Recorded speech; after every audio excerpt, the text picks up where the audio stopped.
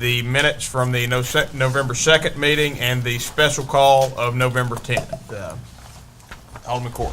Mayor, I would move approval of the November 2nd, 2010 minutes with the one correction provided by the city attorney, which was to correct a typo on item 29, the word meeks to the word meets, M-E-T-E-S. Alderman Corey has made a motion to approve of the minutes from the November 2nd, 2010 meeting of the Board of Aldermen with the correction in item 29, changing the word Meeks to meets. meeks to meets. Is that your motion? It is. Do I hear a second? Second. Motion has been seconded by Alderman Vaughn. Alderman Corey, do you wish to speak on the merits? Do not. Any discussion? Any discussion? Any discussion? Seeing none, all those in favor, please signify by saying aye. All those opposed, please signify by saying nay. Measure clearly passes. Next matter on the agenda is the minutes from the special call of November 10th. Move approval. Motion has been made by Alderman Corey to approve of the minutes from the special call of November 10th, 2010. Alderman Corey, is that your motion? It is. Do I hear a second? Second. Motion has been seconded by Alderman Dumas. Alderman Corey, do you wish to speak on the merits? Do not. Any discussion? Any discussion? Any discussion? Seeing none, all those in favor, please signify by saying aye. Aye. All those opposed, please signify by saying nay. Measure clearly passes. And that will move us to announcements. And I have a few tonight.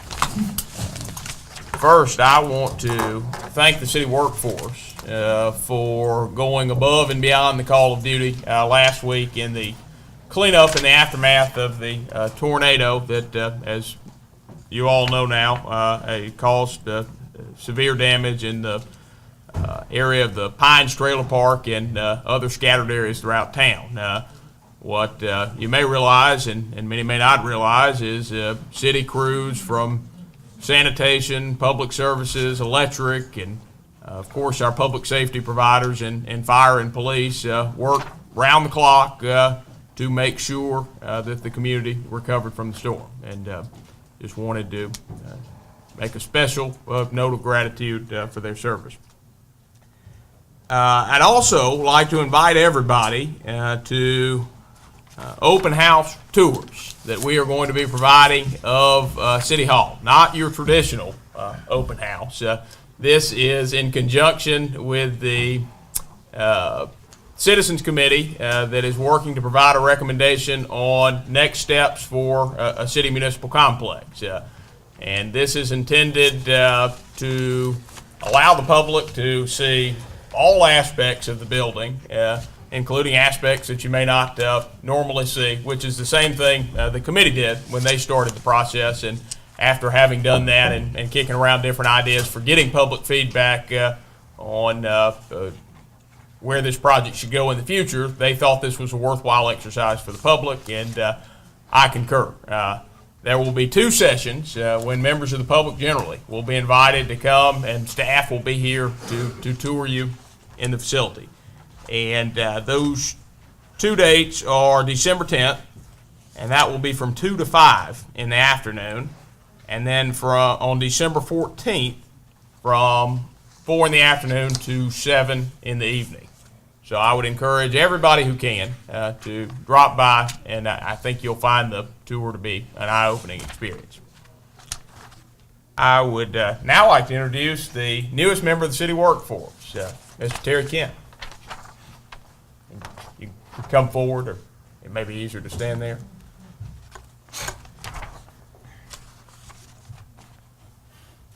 And Terry, as most of you now know, is the new manager of the Starkville Electric Department. Terry is originally from Nanawoya, which is located in Winston County.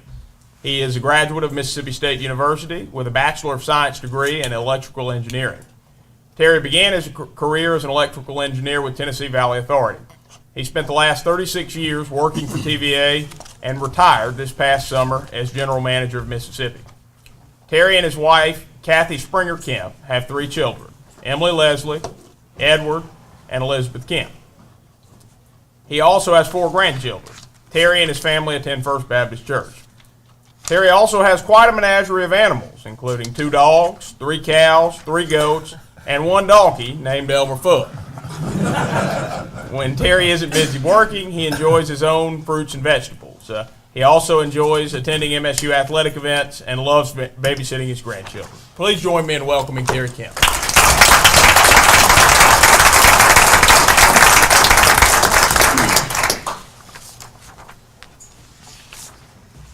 And that concludes my announcement. Next, we'll have the presentation of the Employee of the Month from Alderman Carver. Thank you, Mayor. It is with great honor that I present Joanna McLaurin as the Employee of the Month for November 2010. She began her career with the City of Starkville in June of 2007 as a receptionist and now works as the accounts payable clerk in the city clerk's office. Joanna always greets everyone with a smile and is willing to help customers with any problem. Since taking over the accounts payable, Joanna has managed to drastically reduce the backlog of unpaid invoices. Joanna is responsible for the complex issue of the claims dockets that have to come before the board for approval each and every month. She does a very good job of having these ready accurately and on time for our board package.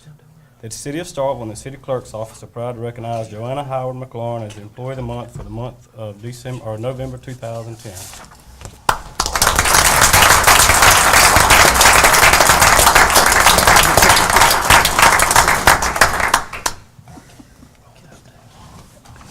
Mr. Mayor, thank you.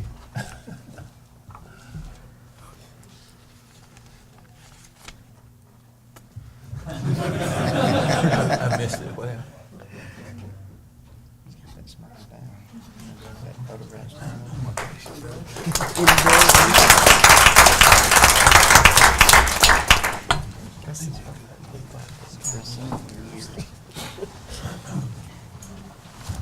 Are there any further announcements by the members of the board? I'd like to say one thing to that end about the tornado. I would also just like to say thank you to the mayor and aldermen from Ward 2, and also the VOAD, the volunteer organizations that assisted, like the American Red Cross and Becky Wilkes and OSERVS.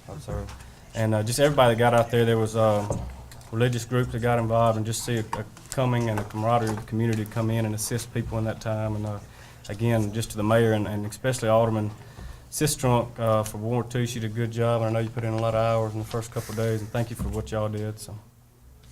It was a difficult time, and once again, the community rallied. It's a great group of people who live here in Starkville. Further announcements by the members of the board? Any further announcements? Any further announcements? All right, seeing none, we'll move to citizen comments.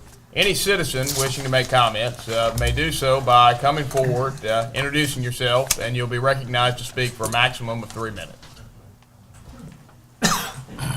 Good evening to the mayor and board. My name's Alvin, Ward 7. I would like for the chief police to join that table. The person that pretended to be a police officer and raped a lady in Alabama, it put fear in people here. And so the people would like to know the uniform, and everything, and how many vehicles of what the color is, so that they won't be afraid if they get stopped, Mr. Chief. Sure. What happened was just over the line on Pickens, Alabama, on 82, on Alabama 14, an unmarked sport utility vehicle had a blue light and pulled a lady over and proceeded to kidnap her and sexually assault her. And later she was able to get away from him. They still have not identified the individual. If there's any doubt about whether a legitimate law enforcement agency is stopping you, number one, the safest thing to do is make sure it's a marked car. The Sheriff's Department car and the Highway Patrol cars here are gray.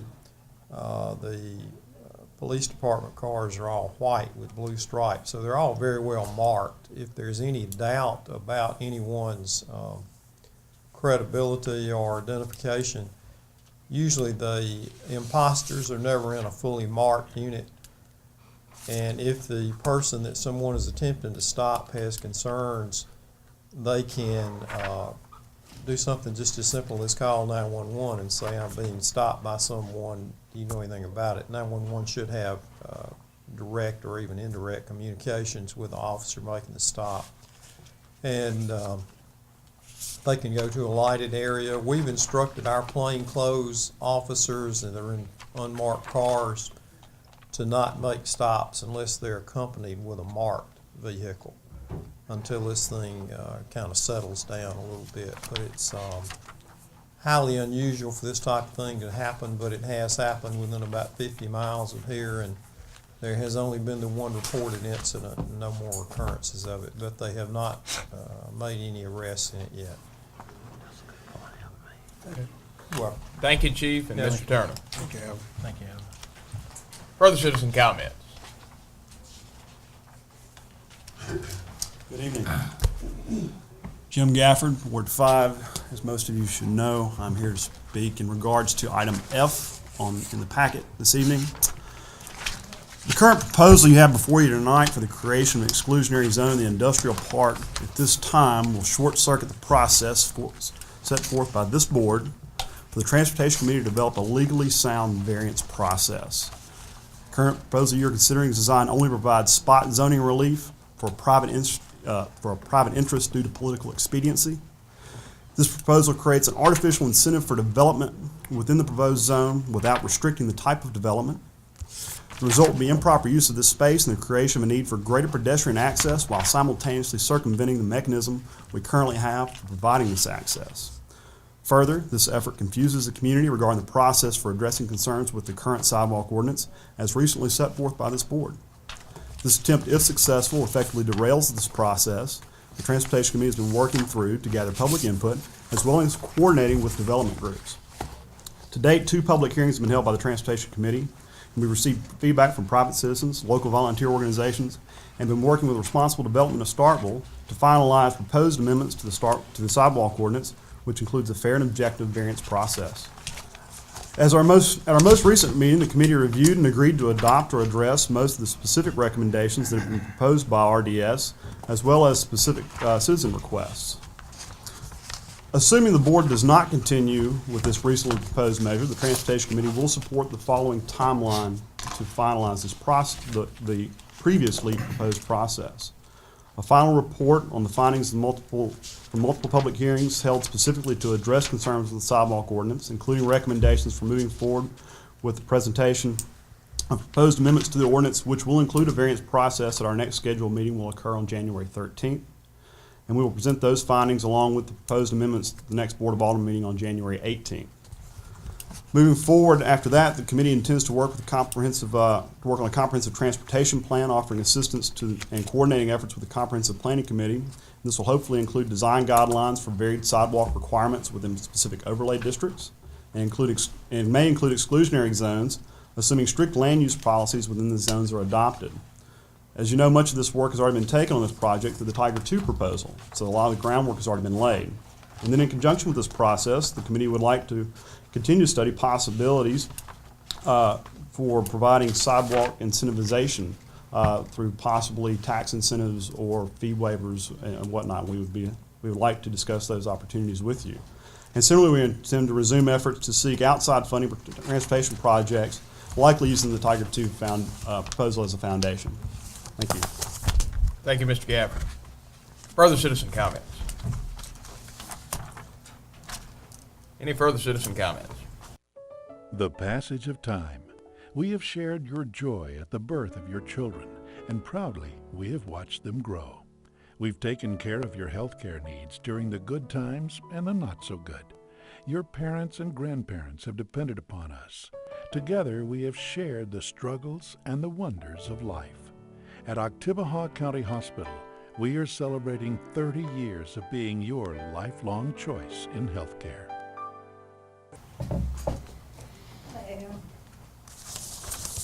Thank you for the opportunity to speak. I'd like to talk a little bit about the sidewalk issue from a slightly different point of view. My name is Kenna Walsh, and I'm a graduate student at Mississippi State University, currently reside in Ward 3.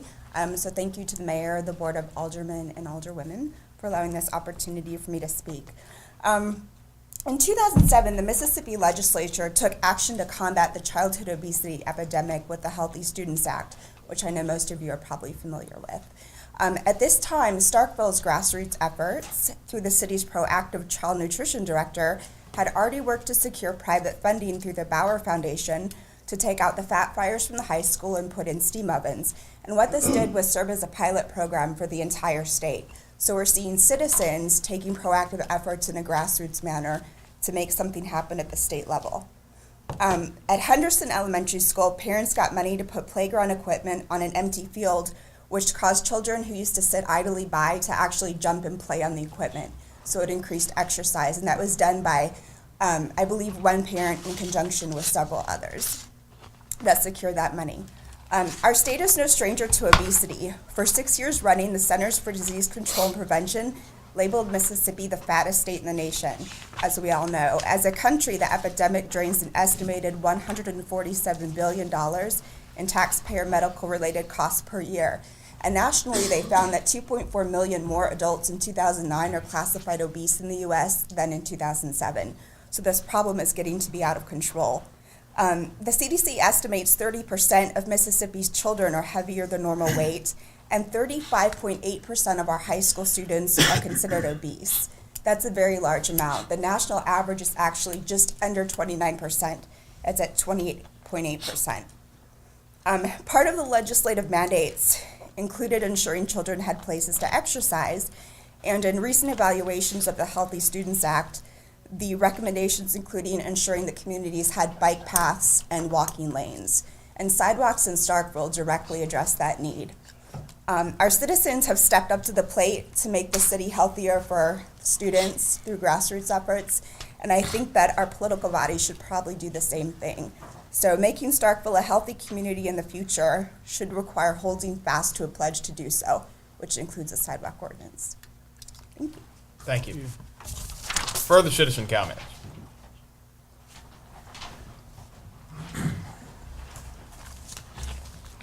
Good evening. My name is Joe Fertizzi. I live in Ward 3, Alderman Parker's ward. The thing I want to talk about tonight is not so much product as it is a process. I mean, we've talked many times to y'all about sidewalks and their importance, and there's a lot of different opinions on where they're important and whether or not they're important. What I want to talk to you tonight about is the process. I work as a living with communities all around the state, working with how do you deal with local government and engage citizens. And what I find, both from a personal level and from a professional level, since I'm on the Transportation Committee, is the problem that I have with this agenda item.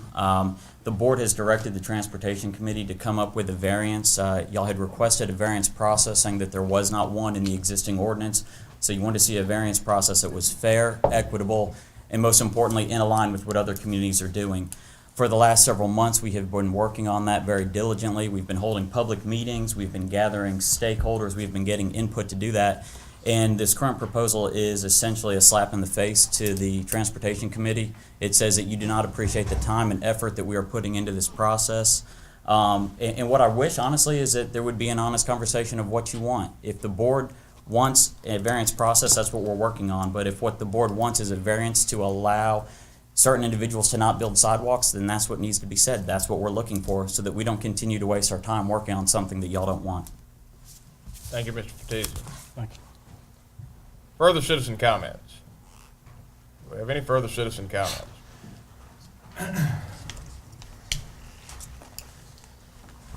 Good evening.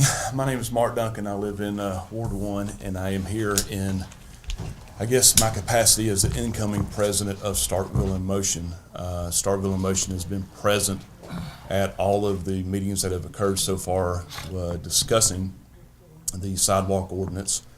I personally have been yelled at by the opponents of the sidewalk ordinance, and believe me, it's not a good thing when you're expressing your opinion and somebody else verbally attacks you and abuses you because of your opinion is different than theirs.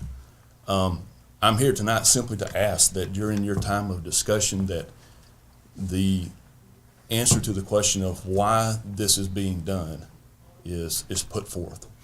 I don't know that anybody that has sent an email to their or talked with their alderman thus far has gotten a clear answer as to why this decision has been made, why this variance has been asked to be made to this ordinance. So My request tonight is that somebody please state clearly the answer why we are trying to do this. Thank you. Thank you, Mr. Duncan. Further citizen comments?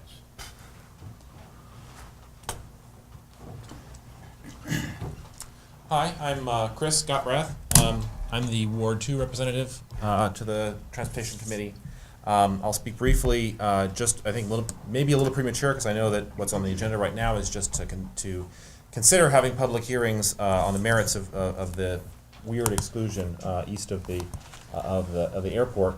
But I just wanted to. There was a particular comment that had been made in our public hearings that I thought was pretty resonant, so I thought I'd repeat sections of it here. So we have been hearing input from both developers and citizens of town and considering ways to refine the ordinance. One of those in particular was Beth Ann Elsie, who spoke at our last public comment session. She's been, I think, to a couple of the board meetings at different times. She was kind enough to send me a written copy of her comments after the meeting. She said that she's worked for the past 6 years actually on Industrial Park Road in the particular area that your guys are talking about exempting from sidewalks. And she spoke rather passionately that she witnesses people walking to work on a daily basis. Those people are not only going to work, but also she believes has access between the Lynn Lane Road, an area that is recently suffered actually, and the Highway 12 area to do shopping. And she pointed out that while people do what the police do what they can to control traffic, these people are walking on the curb right next to 18-wheelers and other heavy equipment. And I thought that was a very good way of highlighting that this area is, I think, rather more than less in need of sidewalks than other areas of the town. We have a community living down on Lynn Lane, and we have a shopping district, and that is one of the two ways you might walk around the Long Meadow subdivision to get to shopping. And I think if we were to exempt that area basically at the request of a special interest, we'd be placing that special interest's monetary goals, I understand, ahead of the safety of the people in my ward. Thank you. Further citizen comments? Any further citizen comments?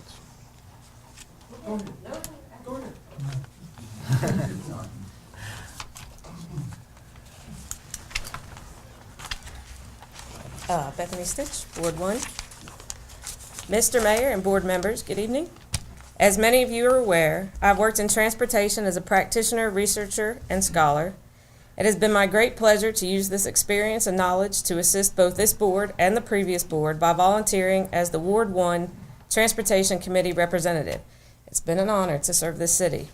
However, I do not believe either my time or the time of my fellow committee members is being treated respectfully. Item F on today's agenda circumvents the Transportation Committee, which has been dutifully following the directives you have charged us with by working toward an equitable and fair variance process. This slight might be overlooked by those of us who understand the difficulties and complexity of public service, were it not for the fact it is not simply our time you are wasting. The committee, at your direction, has heard over 40 comments regarding a variance process. We have received numerous emails, calls, and personal visitations, the preponderance of which ardently support the sidewalk ordinance as is. To add an additional variance process procedure with an additional 2 public hearings is tantamount to ignoring the 40-plus comments we've already received and the committee of which you direct. Furthermore, the variance, as written, is arbitrary and capricious. It is not based on the consideration of relevant facts, but suppositions and threats. There have been no official pedestrian counts on the streets in question, verifying the lack of pedestrian traffic. In fact, the Transportation Committee, as Chris just alluded, has heard from multiple employers in the area that they have employees that either walk or bicycle to work. They regularly see people walking or biking in the roadway. This variance opens the city to multiple legal challenges, both from future developers and injured citizens alike. Therefore, I respectfully ask this board to maintain the validity of city government processes by allowing the Transportation Committee members to do what you have tasked us to do. I request that you review the comments received and respect the opinions of dozens of conscientious citizens that have attended over 8 meetings on this issue. Finally, I ask that you respect the intent of the ordinance and do not amend it in such a foolish manner. It is time to take a side. Is this board on the side of good governance and compromise, or is it yielding to the threats of one man, playing for favorites amongst developers, and then opening the city to multiple lawsuits? Thank you for your time. Thank you, Ms. Stitch. Further citizen comments?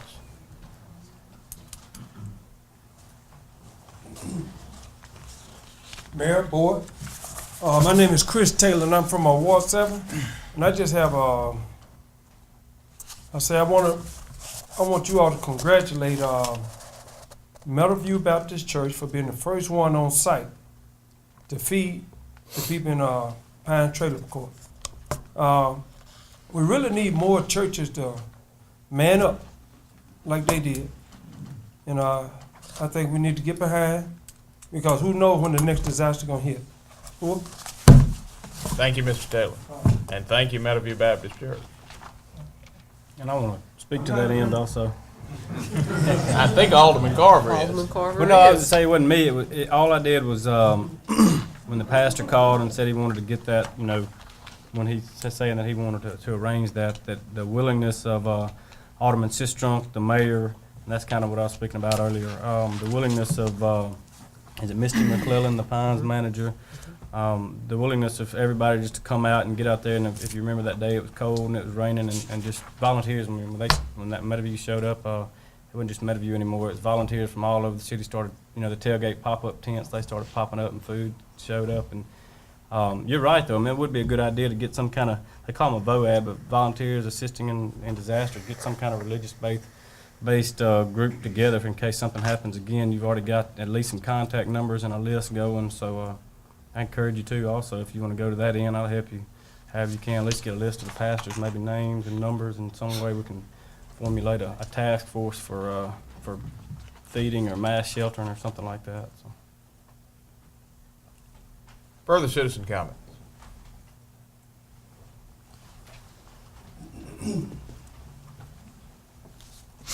I'm just coming to say good evening to each and every one of you. And I would just like to say, my Alderman, Attorney Roy Perkins, I would like to just say to you tonight, I'm Dorothy Isaac. I'm a member of the Transportation Committee. I may not have attended, the meetings like I should have, and I'm going to say that, but I know that these guys that sit at the table, they have really been working. They have really, really been working. And I just want to say, let's get together and see what we can do. If it's anything that we need to know as the Transportation Committee, please get together with us, because like they say, we're citizens. We're citizens and we were appointed. And I want to do a just job on what we got to do, and I know these guys are doing a just job. And I would also like to say about the, the tornado, however we want to say it was, that ripped through the city of Starkville. We're having times on that side of town, if y'all notice. We're having times, and for some reason or another, all the trailers, if you will go down there and look, we need to get together. We have this Red Cross business that's going, this one here and that one here. It's not right. We need to do something about it. The main thing we need to do is start to talk and write, and not just talking politics. Talking politics and doing right. And I know for all those people that were down there and they lost their belongings and lost their house, I know it did something to them, because you got donations here, you got donations here, and some people hadn't received donations. Let's get together as a city. And what we need to also start to doing is start working for next year. I hadn't heard anything about the numbers that we have or the districts that we're going to qualify for. But for the next time, I would like to, before elections come up, again for Alderman, I'd like to have 5 of us sitting up there. And I'm serious, we need to work towards those numbers. Hadn't anybody said anything about that yet. But let me tell you, if the sidewalk committee is not doing our job, just let us go home. We'll be fair and good about doing that. But like I said, been very busy, because it takes a lot out of you, to attend all these meetings. But I would just like to say, let's stop playing politics and start doing the real thing. Thank you. Thank you, Ms. Isaac. Further citizen comments? Do we have any further citizen comments? Any further citizen comments? Are there any further citizen comments? Seeing none, One public appearance was pulled from the agenda tonight, so we'll move to mayor's business. And the only matter you have that was not previously placed on consent is a consideration of a resolution for the commitment of the city of Starkville to meet the requirements of the CDBG Cotton Mill Marketplace for low and moderate income job creation and availability for the project. And in a second, I'll ask Ms. Benson. Is Ms. Benson here? Oh, there you are. I don't know how I missed it. To come and brief us a little bit, but to recap, the job numbers have been attached to this portion of the project from the very outset. So we're not doing anything new other than clarifying what we're already obligated to by accepting the money. And Ms. Benson. Good evening. The City of Starkville received their grant agreement from the Mississippi Development Authority this week. And with that grant agreement comes quite a number of special conditions. There are several special conditions that require written approval prior to the release of funds. And the ones that are most pressing right now are items 2R and 2S. And the first one being that the subgrantee, which is the City of Starkville, shall commit to the Disaster Recovery Division, Mississippi Development Authority, a copy of the official minutes containing the resolution which must state firm commitment to the national objective for this community development block grant project.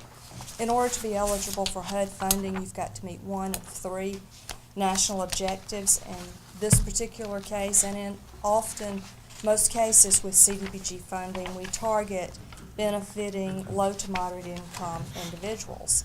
HUD stipulates that at least 51% of the people benefiting from the project must be of low to moderate income. HUD provides us with income guidelines based upon the number of persons per household, and it varies from county to county.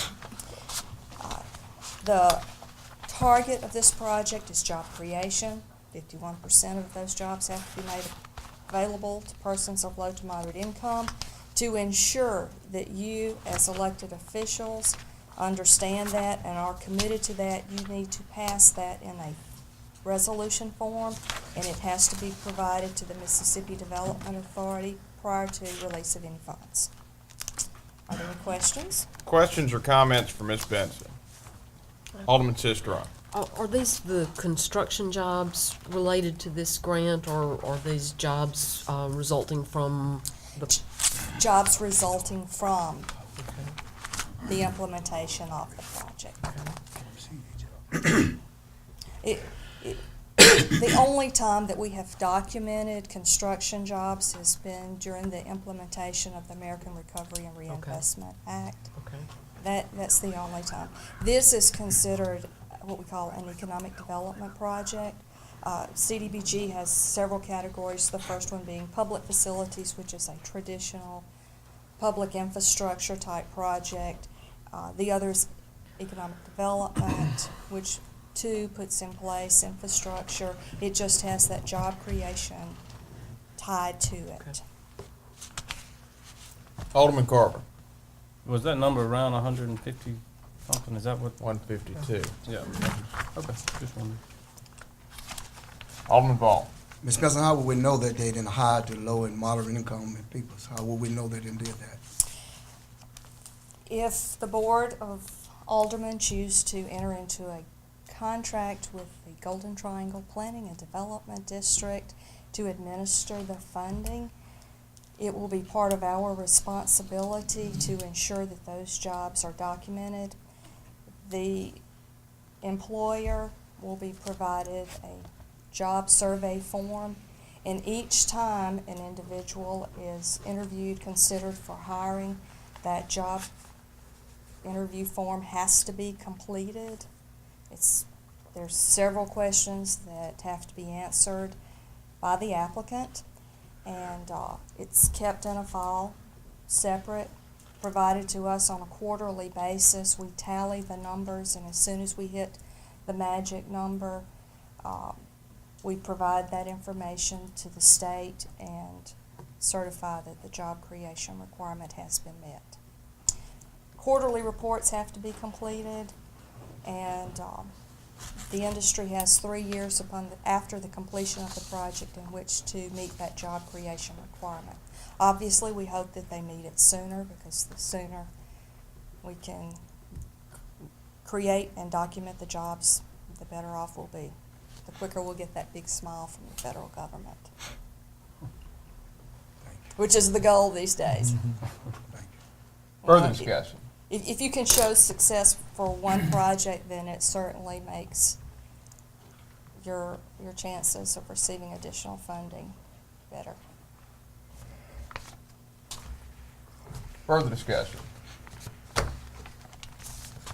Are there specifics to this, any specifics that need to be included in this motion? I would just adopt the resolution as presented. Mayor, I move adoption of the resolution as presented.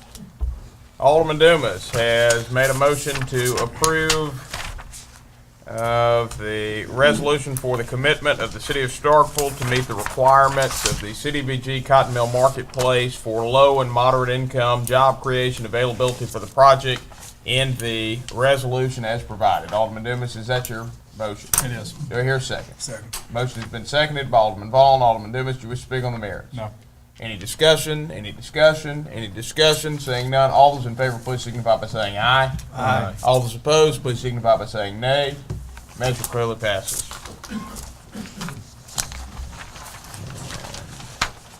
Everything consented but the sidewalk.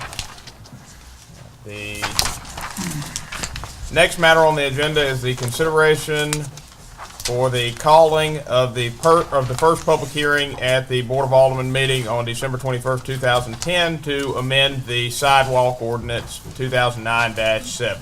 Alderman Carver, would you like to introduce? Yes, sir. I brought this in front of the board tonight for consideration of calling for a public hearing due to a couple of matters. One, I'd like to know that I do appreciate the Transportation Committee and the work they do, and they've got a very, very tough job that's been tasked to them. Also, any comment that I receive from them or this board receives from them, their comments are weighted more heavily than any other citizen, because they own a Transportation Committee and have experience and a background in transportation issues. On the other hand, I also hear a lot of comments, not just against sidewalks, but different ideas that maybe the Transportation Committee doesn't present to this Board of Aldermen. And with that being said, Mr. Johnson is not the reason that I'm pursuing this individually, but also just due to the fact that I am for residential sidewalks altogether. We've come to terms, and I've met in the middle on some things, and I go with the way that the ordinance is written, the first one that we adopted. Also, it's been a variance process that they've been working through, and that's a complete and separate, in my mind, a complete and separate issue. But this is pretty cut and dried, simple issue in my mind. This is making a quadrant. Defining Starkville does not really have it, and it's confusing in Starkville from what I've been told. We also have a Cornerstone Industrial Park, but this is define our industrial region as Airport Road, everything out there on the west side of that quadrant, the south side being Miley Road, which is where the Planning and Development District sits, also the Coke plant. The eastern border would be the Industrial Park Road where the Guard Armory is, and the northern border would be Pollard Road, which is where October County Co-op sits. So what we'd like to do is to define that as our industrial region, and then in turn just exempt that from any and all sidewalk requirements. Again, if the Lynn Lane multi-use bike path were to come into existence, this wouldn't have no interference with that. I've kind of waited and seen what was going to happen with that, and also wait and see what was going to happen with the possible Tiger II grant that Dr. Stitch and Jim Gafford applied for. As far as opening up the lawsuits, I've conferred with the city attorney, and if we do the proper amendment, which we've amended a lot of ordinances, not just this board, but boards in the past, it kind of not a common thing, but it happens many times throughout the years, as you can amend an ordinance, and what you do is call for 2 public hearings, and so that's what I'm proposing. But that's just the introduction, and I guess that's what I've got to say on that end. So we'll be dealing with this, I guess, for the next 2 meetings, but Also, the last thing that I would say was that the clear answer as to why this is happening is not just, as a transportation committee, I'm sure y'all deal with a lot of people that are for sidewalks, and I do too, but at the same time, as an elected official, I have to weigh all sides, the people that are for an issue and plus the people that are against an issue. And I think this is what's best for the city. Thank you. All right, and I would like to make a few comments myself that I think will be relevant at this point before having further discussion on it. I find this way of handling this problematic on a number of fronts. And most significantly, the biggest issue is it leaves us with no uniform standard for dealing with an issue that has been a significant issue for months now and will continue to be an issue if no uniform standard is developed. And specifically, what the board has been dealing with for the past 3 to 4 months now is we have a general rule that's established by the ordinance. And right now, pretty much that's all there is a general rule that says sidewalks will accompany streets in development in Starkville. And of course, the center of public debate has been when should there be an exception to that rule. And I feel pretty confident in the assertion that every board member here probably thinks in some capacity there is a time and a place for an exception. Now, I think that opinion as to when, how, and where probably varies quite a bit. And we've had lots of good policy discussion about all the different factors that go in, and things such as geographic location, topographical issues, cost, and otherwise. Certainly are parts of those discussions that begin to answer the question of when an exception to the ordinance might be demanded by policy. Now that question remains very much unresolved to this point. Either this proposed amendment does not address that question, or it does not provide a solution that I think would stand the test of time. Because in this proposal, essentially you're enumerating 4 streets that would be the exception. And the greater issue of when policy should command that an exception would apply goes on for another day. It is, I think, a certainty that there will be somebody developing something in the future outside of one of these 4 roads that would have an argument as to why they shouldn't build sidewalks. And that's where there has to be some sort of uniform standard for addressing when, where, and how an exception applies. And if we were to move forward in this manner, I don't think we get that. So that's my overarching concern. But I'm also concerned with the timeliness of the proposal. Specifically, the Transportation Committee is wrapping up a series of public hearings in which they have been seeking feedback from the general public and are going to package a report, recommendations, some formal feedback to the board from what they've gotten from the general public, I hope in a very timely manner. To move forward on amending the ordinance before that process wraps up, I think is both disrespectful to the Transportation Committee and also the general public, which has been a part of that process. So that is a concern I have as well. For those reasons, if this ordinance were to ultimately pass, I would veto it. And I say that now, that's kind of out of the ordinary course of announcing a veto to hopefully spare us of a process that would last anywhere from 6 weeks to 2 months. Because the process that has to be set in motion is a series of public hearings, a month's worth of public hearings on the subject, at which time the ordinance amendment would be eligible for passage. And in the event that I were to veto it, which I'm noting that I would veto it, then of course the next phase in the matter would be the consideration of an override.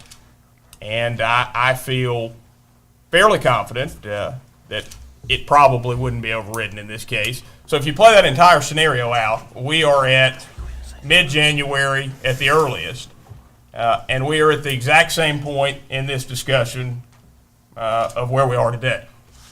Again, another point I think everybody can agree on at the table tonight is that a resolution of this matter needs to come as quickly as possible. And I think moving forward on a process that there is a strong chance is doomed and will lead us nowhere advances that question not a bit. So my plea to the board would be to either table or take no action on starting that process going forward now, and also for the Transportation Committee to move as quickly as possible in getting a report back to the board, and then for the members of the board to work to put some of those opinions together and find as much common ground as possible so that hopefully we can reach consensus as to what that uniform standard is that will stand the test of time. Discussion.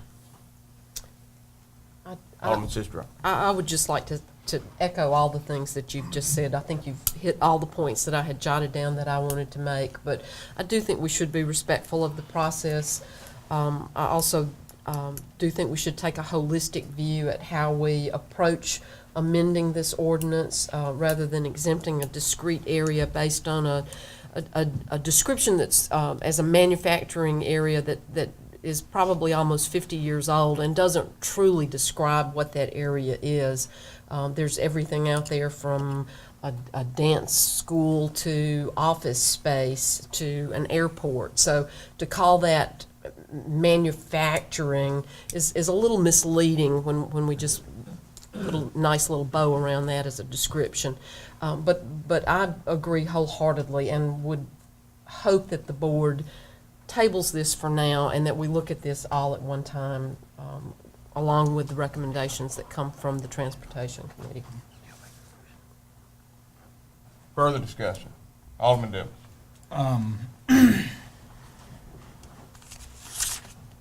As the liaison to the Transportation Committee, I don't want to sit here and restate some of the things, and as probably I can't speak for all, the biggest advocate for sidewalks, and I hope one day we get to the point in which we all understand that sidewalks should be a typical part of right-of-way construction, just the same as roads and just the same as utilities. People across the country are understanding that. People across the world have understood that, and frankly, it's frustrating to see that we've lost sight of the idea that sidewalks are a bigger issue. I can't restate all the things, and I don't want to bore everybody, but I see two issues when it really comes to the board side of this and the precedents that we are setting with even having this conversation. We spend a lot of time in looking at names and asking people to serve, and by the general notion of saying that we frankly just don't care what their opinion is from the committee standpoint, I have a real problem in saying that and really looking at valuing of what are the purpose of those committees. We have a number of committees. We have a municipal complex committee right now. Are we going to do the same thing with that committee and just say, hey, we don't care, we're going to do our own thing here? I think that's a real bad precedent in the way that we look at things and the way we develop things as part of this community. From a planning side, I see some significant issues with what I'm going to call bias-based precedent and policy, because we can go back all the way to the mid-1900s and look at spot zoning and the issues of spot zoning when they look at segregation, when they look at all the numbers of things that are exactly written like this piece of policy, in which it's exclusionary based on single voices, on exclusionary tactics, and the fact that we're pandering to single voices. And I think we can't lose sight of the idea that this whole thing is based on the fact that it's one vocal constituent.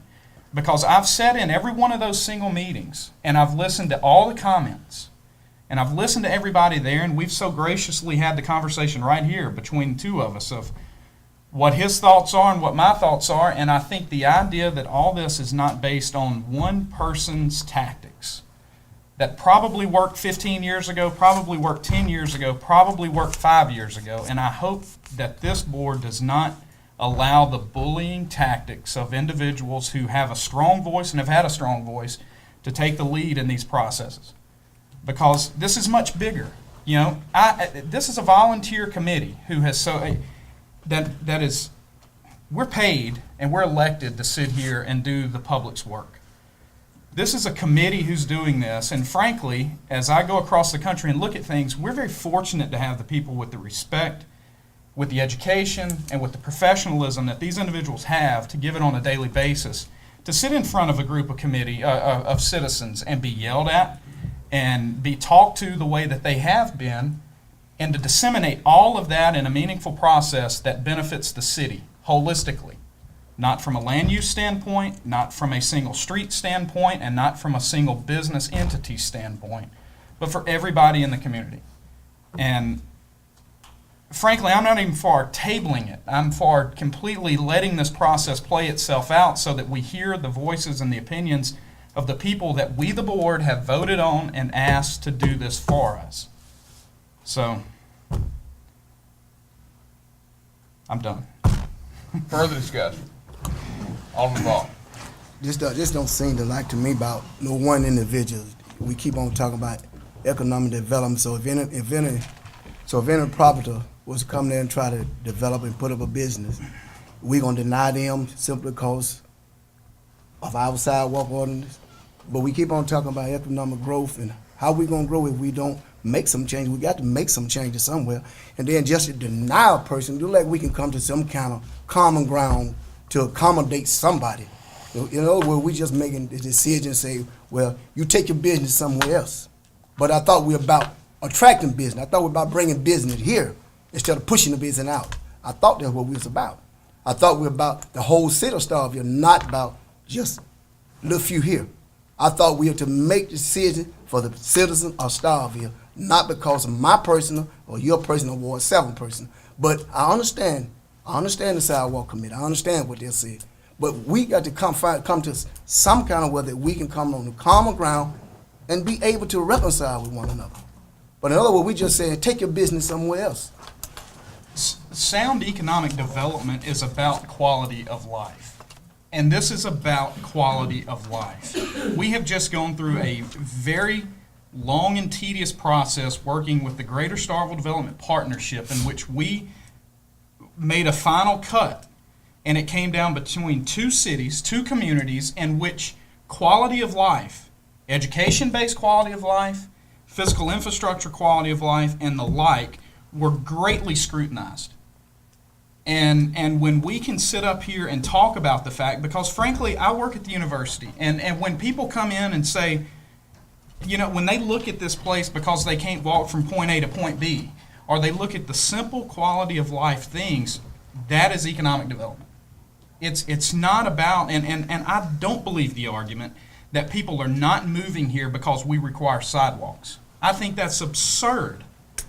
And you know, Mr. Duncan talked about it, and I witnessed it. He was yelled at from 3 individuals because they disagreed with that. And I think anybody in the economic development field will tell you that $100 a linear foot is not going to deter, it's not going to impact economic development.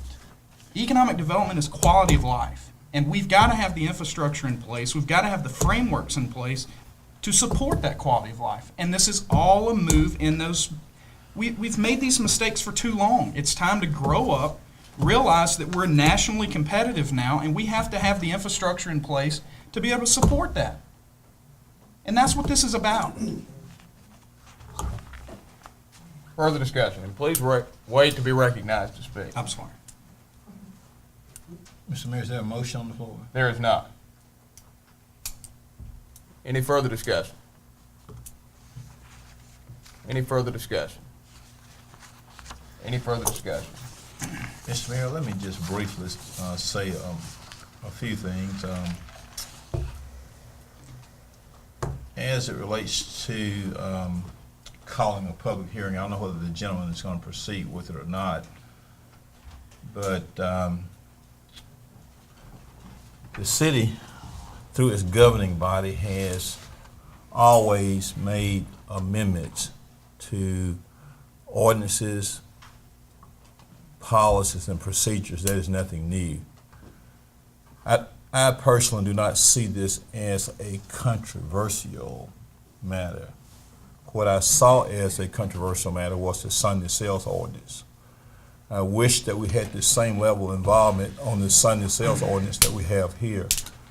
And perhaps if we had gotten a veto on the Sunday sales, then liquor, beer, and wine would not be sold during church time. If we had gotten a veto on the Sunday sales ordinance, then liquor, beer, and wine would not be sold during preaching time.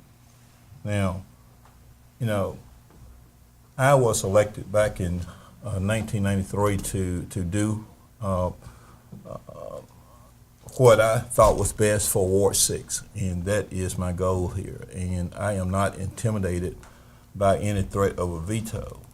I have always voted my conviction as to what I thought was best for Ward 6 in the city of Starkville since I've been here. And I am going to continue to do that. With all respect, I do honor and respect the mayor for his executive power and authority. And this is not the first time over my tenure here, going over my 18 years, is hearing a threat of a veto. But nevertheless, I certainly have no objection to supporting any motion that comes before this board tonight that will call for a public hearing on amending the sidewalk ordinance. Let me say that I do appreciate what all of our appointed boards, commissions, and committees have done. I have not come here with a rubber stamp on every matter that has come before us. I have tried my best over the course of time to honor the will and the recommendations of the appointed commissions, but sometimes that may have to be, in some very rare circumstances, be a little bit different. I do think that, in my personal and legal opinion, that there are some valid and legal reasons and findings as to why we can exempt the industrial park area from the city sidewalk ordinance. I think that the language as contained is not ambiguous. It's clear that it speaks to a defined area. It delineates the streets there. The findings that I deem to be valid and legitimate are as follows. Number one is that the industrial park area, by name and area, is purely industrial in nature. Number two, Mr. Mayor, could we have order here while I'm talking? Yeah. Please maintain decorum in the audience.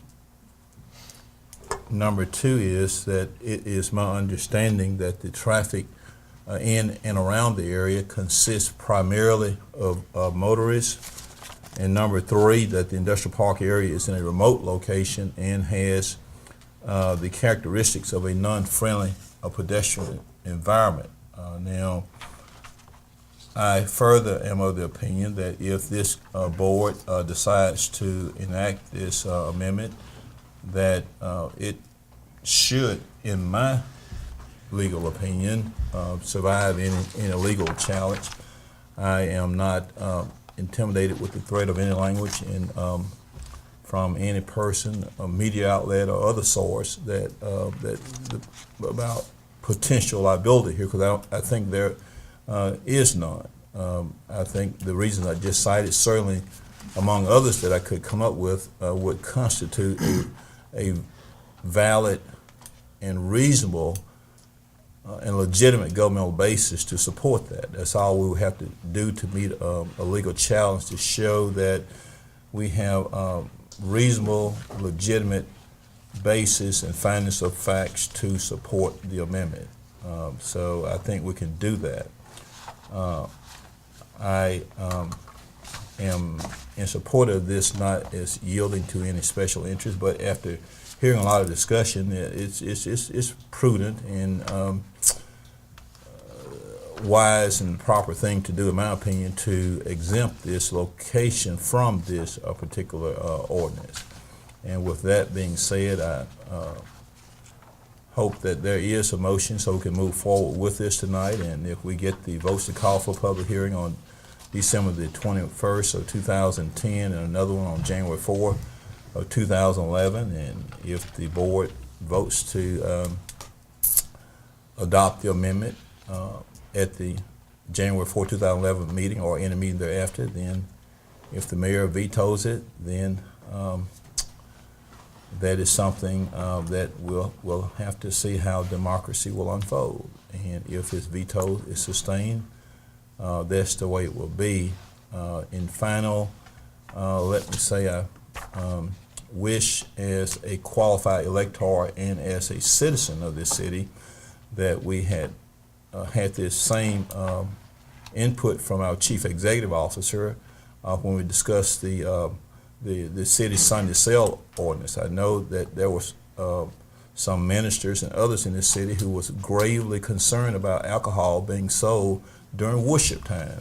And I know, and I'm speaking this as a citizen here because I know our mayor, in due respect, no disrespect to him here, indicated at that time that he was not going to get involved with the Sunday sales ordinance because he wanted the will of the board to prevail.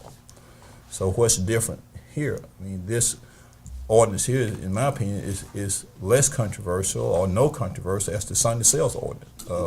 That passed on a 4-3 vote. The Sunday sales at the beginning of this term, we had gotten an announcement from the chair of a veto or the fixation of the veto, then we wouldn't have all this whiskey sold on Sunday when churches are in session. You know, I mean, so that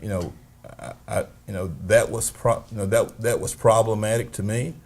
And, we just need to have some consistency here at City Hall about how we're going to go about doing the business of taking care of the business. So I think it's a good thing. That's what makes democracy in this country so great, that we have different elected representatives, we have diverse viewpoints, and we sit at this table and we decide what is best, and once the votes are added up, then that's what prevails. So I just wanted to share my opinions on behalf of my constituents, Ward 6, and on behalf of the citizens. And if a motion is offered tonight, then I am going to support the motion calling for a public hearing. And I'll go ahead and tell you now, I mean, that if there's a motion to approve an ordinance with amending this sidewalk ordinance to exempt the industrial park area, then I'm going to vote in the affirmative for it. And I'm going to vote in the affirmative for the reasons that I have stated. And I'm not going to be available for any members of the press after this meeting for any further comments. These are only the comments I have for the record. I'm not available for any other public comments on this matter. So if you haven't gotten them, this is it for right now. I'm going to discuss this in public and at this official table.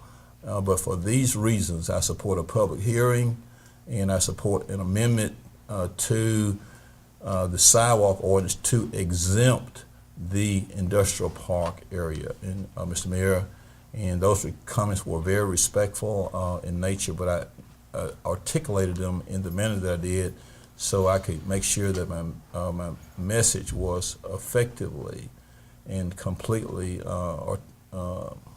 conveyed to the public. So with that being said, I'm going to yield the floor. Thank you, Mr. Mayor. Further discussion? Any further? Alderman Corey? I'll just make it kind of short. I was asked about this recently myself, and I'll kind of reiterate what I had said, which was to say that I am concerned about the precedent this might set and the issue that whenever a new area might want to be taken into consideration, you would have to go through the public hearing process again. And by defining it by streets, it leaves in my mind questions of, well, what happens if, say, the streets change, if, will the area itself change, for example, if the street is moved or closed or whatever. And it seems like it would make more sense that you would define areas like that, if you did it all, through, say, an overlay district or any of these other methods that were proposed and that are going to be presented to us, if I'm not mistaken, in another month. And so that said, I don't believe I'm in support of this. Further discussion? Alderman Vaughn. I'd like to make a motion, Mr. Mayor. Consider calling for the first public hearing at the Board of Aldermen meeting of December 21st, 2010, to amend the sidewalk ordinance 2009-7 to provide an area exempt from search requirement as defined by specific streets, to wit Industrial, Park Road, Parlor Road, Milder Road, and Airport Road. Alderman Vaughn has made a motion to call for the first public hearing at the Board of Aldermen meeting on December 21st, 2010, to amend the sidewalk ordinance 2009-7 to provide for an area exempt from such requirements as defined by specific streets, to wit Industrial Park Road, Pollard Road, Miley Road, and Airport Road. Alderman Vaughn, is that your motion? That's my motion. Do I hear a second? Second. Motion has been seconded by Alderman Perkins. Alderman Vaughn, do you wish to speak on the merits? No, sir. Any discussion? Any discussion? Any discussion? Any discussion? Seeing none, we'll now move into a roll call vote on Alderman Vaughn's motion. Please answer yea, nay, or abstain when the city clerk calls your name. Alderman Carver, Yay. Alderman Sistrum, Nay. Alderman Parker, Yay. Alderman Corey, Nay. Alderman Dumas, Nay. Alderman Perkins, Yay. Alderman Vaughn, Yay. By a vote of 4 in favor with 3 against, this measure passes. The next matter on the agenda is the consideration of the approval of P&Z item number CU 10-06. Mr. Griffith?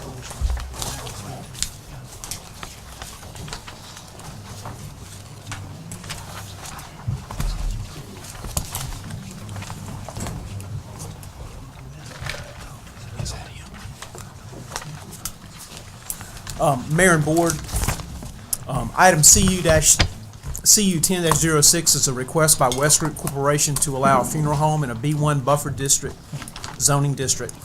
The subject property is located at 120 West Garrett Road on the north side of Garrett Road between the dialysis center and the church west of Fire Station number 3 in Ward 6, and will affect approximately 9.99 acres of land. The applicant is proposing to construct an approximate 10,000 square foot building which will include a 250-seat funeral chapel. A conceptual site plan was reviewed by the city's Development Review Committee on October 27th, and no major issues were found. A copy of the conceptual site plan has been included with the staff report as well as a letter from the applicant. The building is proposed to be set back approximately 200 feet from the Garrett Road right-of-way and includes approximately 87 parking spaces and a one-way internal traffic circulation pattern which should adequately accommodate the funeral traffic. Sidewalks have been proposed for the site, and stormwater management will be addressed during the full site plan review. 28 property owners of record within 300 feet of the subject property were notified directly by mail of the request. Several comments were presented at the public hearing before the Planning and Zoning Commission, and all were supportive of the request. Mr. West has provided 2 letters addressing items of concern, and both have been included in your packets. The Planning and Zoning Commission recommended approval of the request with 7 conditions provided by staff and an added 8th condition regarding tree protection, which Mr. West would like to address the board. Mr. Mayor, Aldermen, we are appreciative to be here before you today, tonight rather, and we are concerned about the conditions identified as condition number 7, which basically mandates that if all trees within 200 feet of Jarrett Street, if we have to remove 50% of those trees which are 6 inches and greater in caliber, that we replace them with trees that are 4 inches and greater in caliber, and which, of course, to us is a tremendous financial implication here. Now, we are, and as you probably know, we are positioned to comply with all of the state regulations, the city codes, fire codes, landscaping responsibility that is mandated and adopted by the city of Starkville. But we would like for you to reconsider approval of this this venture without condition number 7. We, in our initial discussions about this business, had always had in our conceptual plan to retain as much foliage as we could. We do not take the position that we want to remove all trees out there. We think it would be aesthetically friendly to have trees. We think it's an environmental factor, but there again, to mandate that this happen is like I say, is a tremendous economic factor with us. So we are very receptive to any professional recommendations that anyone would have in order to address this issue, but we would hope that this professional advice would remain or be contained within our fiscal space. Thank you. And the city attorney wants to address the criteria for conditional use, because it is a little different than a traditional zoning matter. The criteria is pretty simple and straightforward. The Mississippi Supreme Court and the legislature leave it up to the municipality to determine a criteria whether or not to grant a conditional use. And the criteria is listed starting on page 5 of Mr. Griffith's staff report, numbers 1 through 5. Land use compatibility, sufficient size, proper use of mitigative techniques, hazardous waste, and compliance with all applicable laws and ordinances. With respect to land use compatibility, the test is the proposed use compatible and harmonious with the adjacent land use, and will it not adversely impact the land use activities in the adjacent land parcels? That's the test, and the board has discretion whether or not to keep conditions added or subtracted by the P&Z.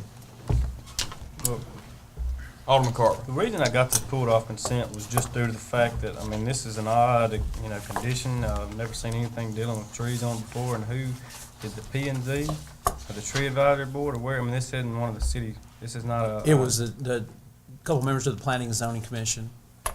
That's, and what I do on the staff report, if you notice on the watermark, it says as revised by the Planning and Zoning Commission, whenever they make any recommendations or revisions to the staff report, they have the strike throughs and double underlines, and that's how I designate, so y'all can easily and quickly see what staff proposed or provided and what the Planning and Zoning Commission recommended, so y'all can see what the what the differences are. And to the best of your knowledge, this is the first time that anything's been noted about replacing trees that were cut or in conditions of any P&Z matter that you've seen with the city? I believe it is. I know we've had some discussions in the past, but I believe this is the first one that's actually been done as a condition.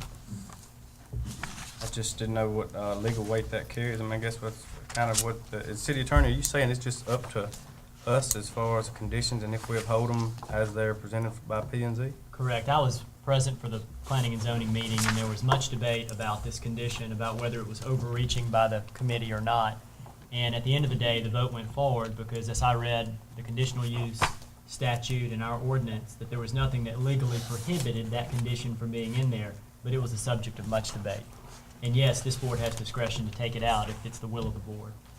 Alderman Dumas, are you the liaison with the Tree Advisory Board? I am, yeah. Do you understand, or do you know, can you explain to us why this was brought on there? Maybe you know. Well, the Tree Advisory Board didn't do this. This was a It's planning not. and zoning matter. Okay. And,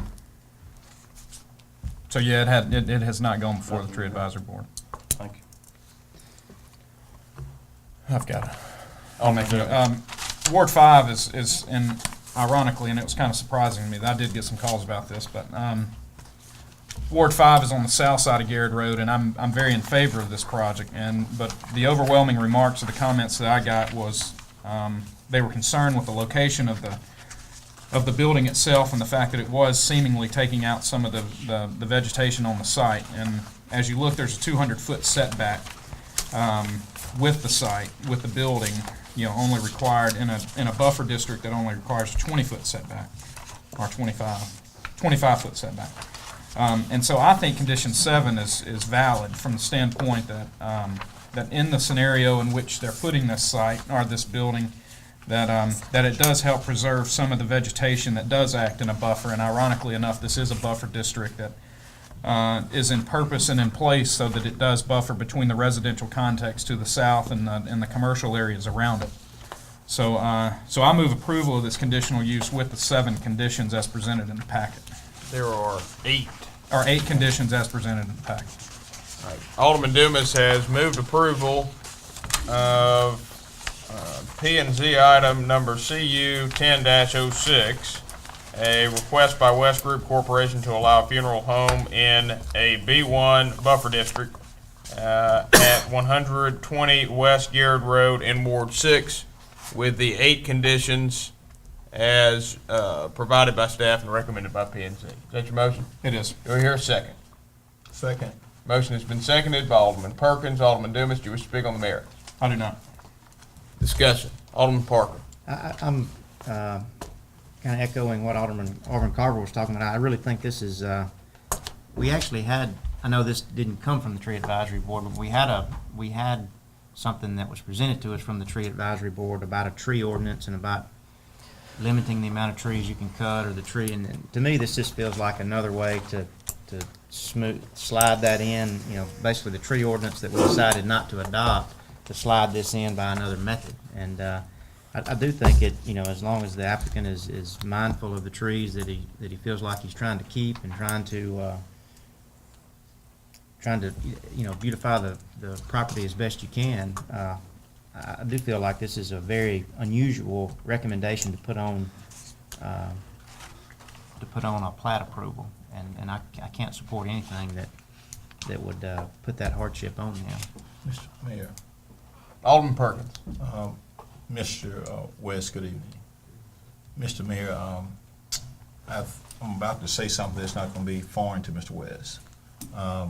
Great respect to Mr. West, successful businessman. We attend church together. The subject property is in Ward 6. I am not aware of any substantive objection that will lead to the demise of your application for conditional use. I do agree with the gentleman from 5, told you that, you know, previously.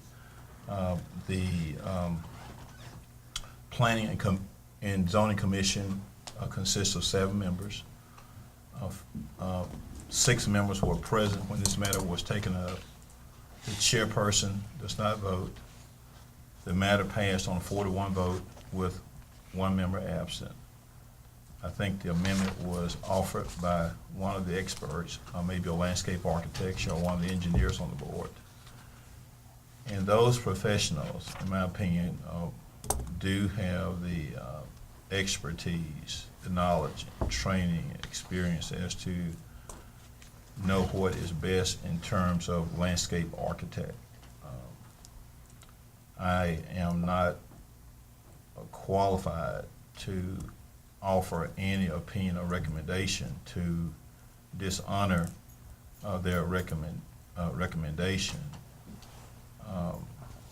I am strongly in favor of that, and I've shared this with some of my constituents, and they agree with this condition, and they think that this additional condition also provides for an additional buffer at this location.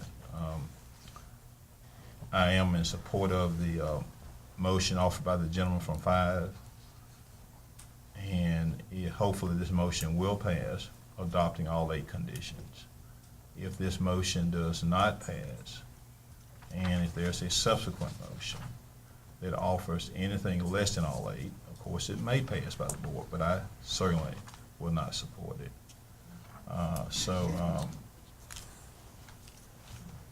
Mr. Mayor, I thought I heard somebody talking. Okay, but nevertheless, I would hopefully the board will honor the comments and the recommendation of these professionals who offered this. And like the city attorney said, that this was well discussed. There was a lot of debate, and we certainly are within our legal rights and authority, even based upon the city attorney's advice to adopt this. And certainly my constituents would be greatly pleased if this is adopted. And this subject property is in Ward 6, and we respectfully request the support of the board. And the gentleman from 5, his ward borders this property across from the subject property on Garrett Road to the south. Mr. Mayor, I yield the floor. Alderman Vaughn. Mr. Griffin, you say this the first time you've seen this to ever happen? The condition, as it's stated, yes, sir. There's been several discussions in the past, but for whatever reason, they haven't come to fruition, so this has been the first one that's been placed as a condition, yes, sir. Alderman Park. I guess my question is, at what point do we allow our advisory boards or our boards to do site plans for people that apply? I mean, there's some point at which the applicant is responsible for doing a site plan, and they're really not even approving a site plan here, they're approving a conditional use.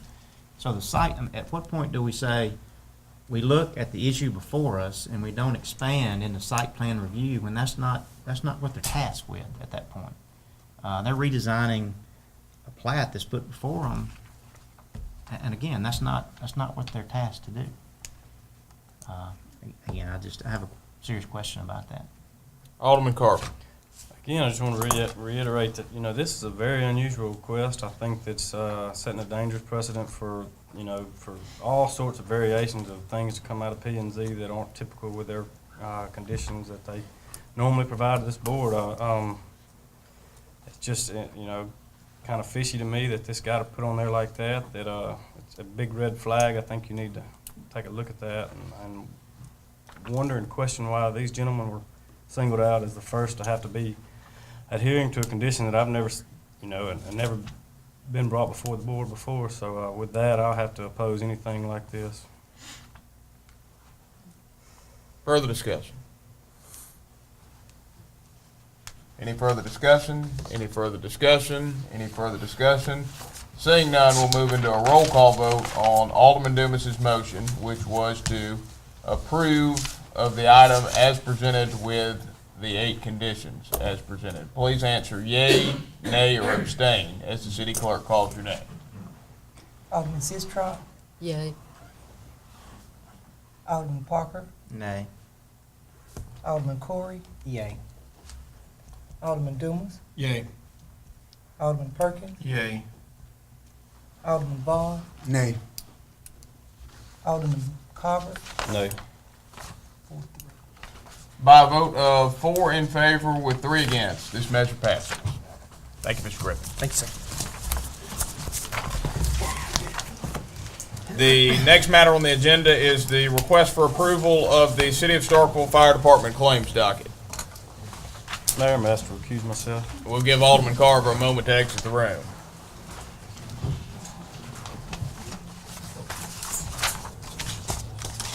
Okay.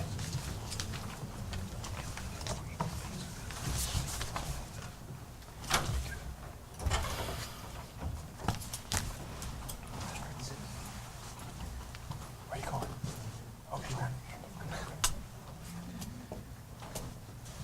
All right, you have before you the fire department's claims docket.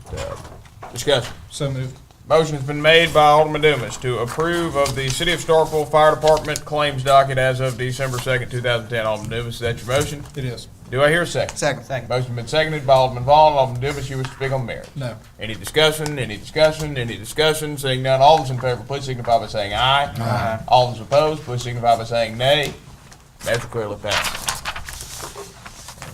And the next matter on the agenda, hold on, we'll give Alderman Carver a moment to re-enter the room. I'll get him up, Kitty. And then after that, the next matter on the agenda will be the request for authority to hire Robert W. Atkins for the vacant position of collector in the electric department. Mr. Boyd? Good evening, Mayor and Board. The Board approved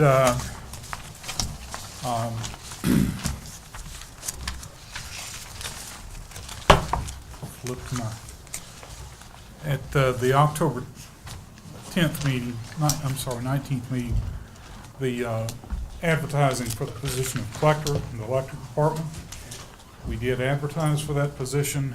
We had several applicants, 23, I believe was the exact number.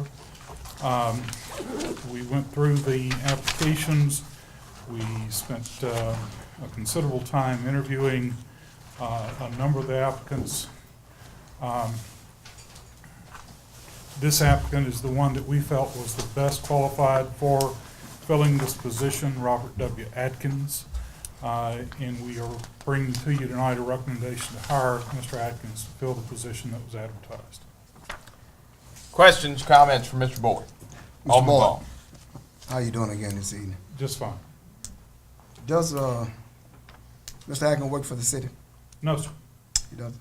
No, sir. Did any employees apply for this that work for the city? Yes, sir, they did. What is the minimum requirement? I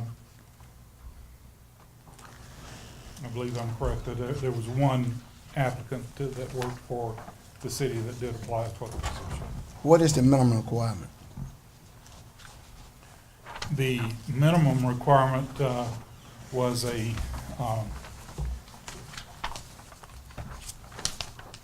high school diploma or equivalency, 18 years of age, ability to write and speak effectively, possessing a valid Mississippi driver's license, an acceptable motor vehicle record, ability to obtain a surety bond, and the ability to perform the essential job functions.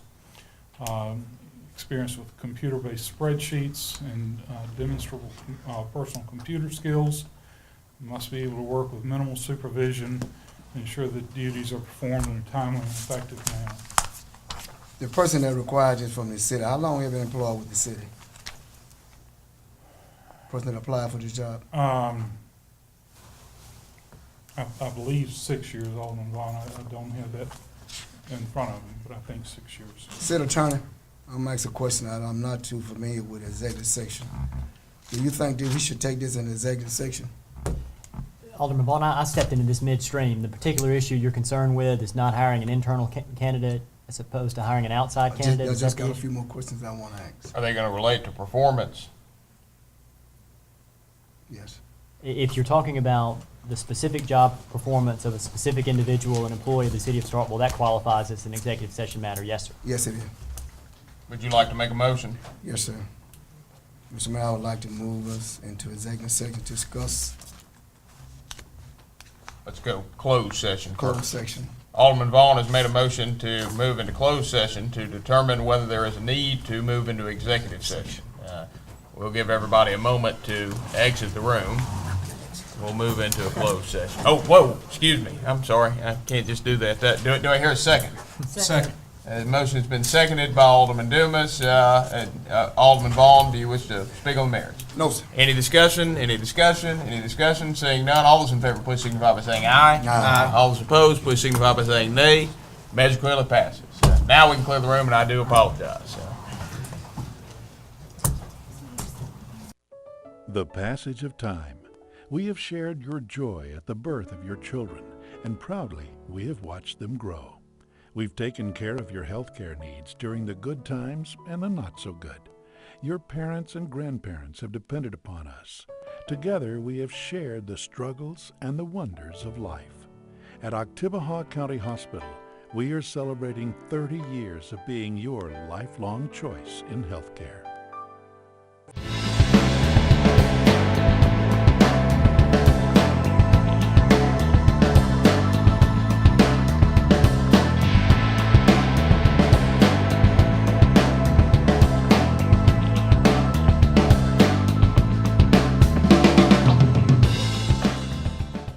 Hi, I'm Bill Green, Executive Producer for WOBV Channel 5. In an effort to improve your viewing quality in Starkville, WOBV and MetroCast are undergoing several major changes. Channel 5 will be changing its affiliate in the near future, upgrading our equipment, and begin showing programming created in our own studios. MetroCast has made a major investment in its wiring infrastructure in Starkville and the surrounding area and will be changing its channel lineup. While WOBV and MetroCast are modifying their infrastructure, there may be periods where we are off the air. We ask your forgiveness and patience while we are upgrading our signal and programming in Starkville. If we do go off the air on the cable, please try to dust off your old rabbit ears and tune in to us on Channel 5 the old-fashioned way. Thank you for watching WOBV Channel 5, the station in the heart of the city.